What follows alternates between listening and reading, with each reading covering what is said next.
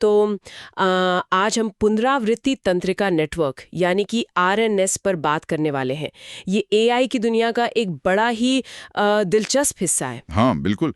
खासकर जब हम क्रम वाली जानकारी मतलब सीक्वेंस डेटा जैसे कि टेक्स्ट या टाइम सीरीज को समझने की कोशिश करते हैं। हाँ, और हमारे पास इसका आधार है रॉयल रिसर्च का एक लेख, पुनरावर्ती तंत्र का नेटवर्क, अनुक्रम डेटा प्रोसेसिंग। जी, तो आज हम यही समझने की कोशिश करेंगे कि ये आरएनएस जानकारी को आप कह सकते हैं याद कैसे रखते हैं, ये इतने ज़रूरी क्यों है और कहाँ-कहाँ इस्तेमाल हो रहे हैं, जैसे टेक्स्ट प्रोसेसिंग, स्पीच रिकग्निशन वगैरह में। बिल्कुल, इनकी वो याद रखने की क्षमता ही तो इन्हें बाकी नेटवर्क से अलग बनाती है। चलिए इसी को थोड़ा खोलते हैं। जरूर। तो सबसे पहले ये आरएनएस आखिर है क्या चीज़, मतलब क्या करते हैं ये? हाँ, तो देखिए ये खास किस्म के न्यूरल नेटवर्क हैं।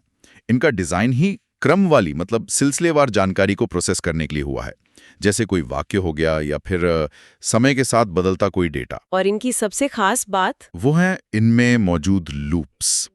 ये लूप्स ही नेटवर्क को पिछली जानकारी को, पिछले स्टेप्स की जानकारी को मेमोरी में रखने की ताकत देते हैं। अच्छा, जैसे हम कुछ पढ़ते हुए पिछला याद रखते हैं? बिल्कुल वैसा ही, ताकि आगे जो आ रहा है उसका मतलब, उसका कॉन्टेक्स्ट समझ सके। ये मेमोरी वाला हिस्सा बड़ा मजेदार है, पर ये काम कैसे करता है, मतलब अंदर क्या होता है? देखिए आमतौर पर इसमें इनपुट लेयर, हिडन लेयर और आउटपुट लेयर होती हैं, पर जो खास बात है वो हिडन लेयर में है। ओके। वहां के न्यूरॉन सिर्फ अभी के इनपुट से नहीं जुड़ते, बल्कि पिछले टाइम स्टेप पर जो खुद का आउटपुट था उससे भी जुड़े होते हैं। एक कनेक्शन वापस खुद पर। ओ, इसी को रिकरेंट कनेक्शन कहते हैं। जी हाँ बिल्कुल, यही वो रिकरेंट कनेक्शन है जो एक तरह की मेमोरी बनाता है। इससे नेटवर्क को पता रहता है कि पहले क्या हुआ था। समझ गए।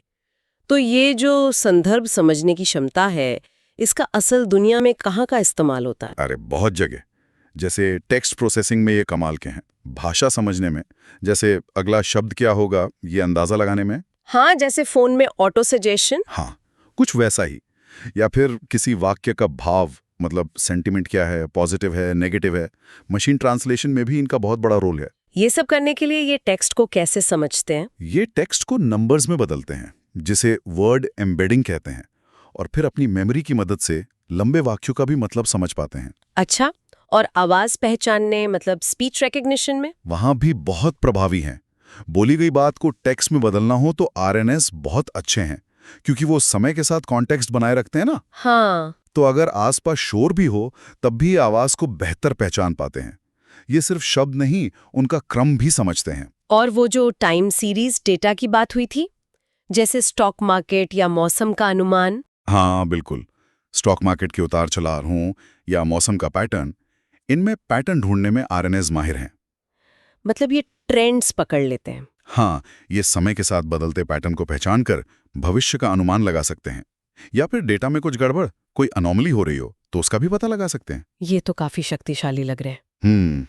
लेकिन क्या इनमें कोई दिक्कतें भी आती हैं? हाँ, चुनौतियां तो हैं, खासकर जब सीक्वेंस बहुत लंबा हो जाता है। लंबा मतलब कितना लंबा? जैसे बहुत लंबा पैराग्राफ हो या कई सालों का डेटा हो, वहां एक बड़ी समस्या आती है जिसे वैनिशिंग ग्रेडियंट कहते हैं। वैनिशिंग ग्रेडियंट, ये क्या होता है? आसान भाषा में समझें तो नेटवर्क जब सीख रहा होता है तो जानकारी को पीछे की लेयर्स तक भेजता है, लेकिन बहुत लंबे सीक्वेंस में ये जानकारी पीछे जाते जाते इतनी कमजोर हो जाती है कि उसका असर लगभग खत्म हो जाता है। ओह, मतलब नेटवर्क शुरू की बातें भूल जाता है। हाँ बिल्कुल, सीखने की प्रक्रिया बहुत धीमी हो जाती है या रुकी जाती है, वो पुरानी जानकारी से सीख नहीं पाता।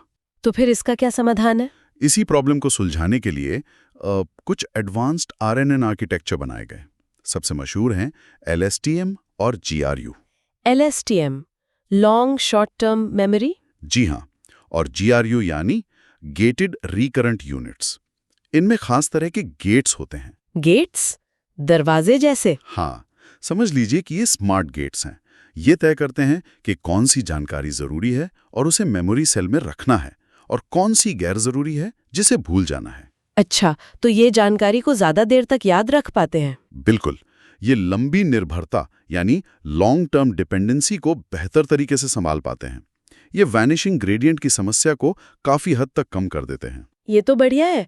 और भविष्य में क्या हो रहा है इस फील्ड में, कुछ नया? हाँ, ये फील्ड बहुत तेजी से बढ़ रहा है।